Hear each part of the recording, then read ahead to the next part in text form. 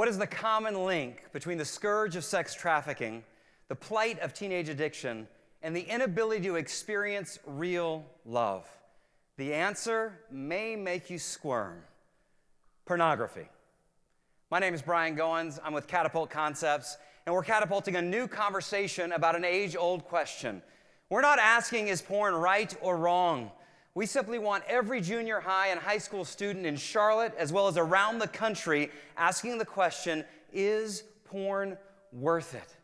And so we are producing the first adolescent-focused documentary on the scientific side effects of pornography to be shown in assemblies and sex ed classes.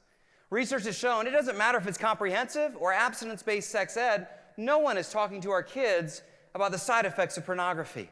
And that's true right here in Charlotte. I was speaking to a group of 8th graders, and I asked them the question, why do you think that 90% of your friends will see online porn before they graduate from high school, and the average boy leaving high school today is watching 50 online clips a week?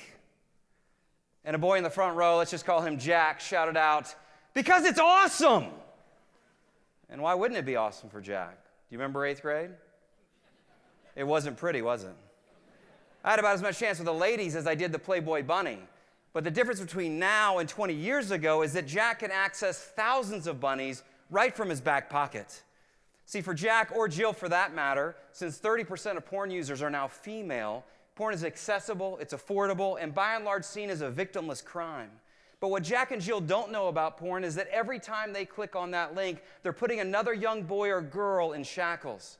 You see, the unspoken truth about human trafficking is that many of those kids that are taken are forced to produce films and photos to feed the high demand for pornography. But it's not just about the link between sex trafficking and pornography. Every time Jack and Jill surf through sexualized Snapchats, neurologists will show you how a brain on porn scans exactly like a brain on heroin and cocaine. But it's not even just about the possibility of addiction. Psychologists will tell you what's really at stake is love itself. They say even with casual use, Jack and Jill are training their brain to be satisfied by pixels rather than people. How many of you are parents out there? If you're a parent like me, I bet one of your greatest dreams and hopes for your kids is they might experience real love. But for most of these kids, the ideas of love and intimacy are being shaped by pornography long before their first kiss. But tonight you have the power to catapult a new conversation. I have school administrators here in Charlotte asking me, Brian, when's that porn film going to be ready? Well, we're not calling it that. But with $20,000 and your connections to teachers, PTA groups, and anybody who works with our kids, we can finish the final edits on our film and launch a public health marketing campaign on the side effects of pornography right here in Charlotte.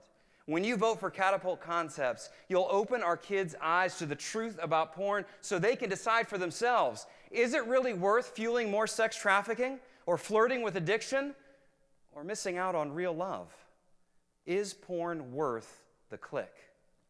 Thank you.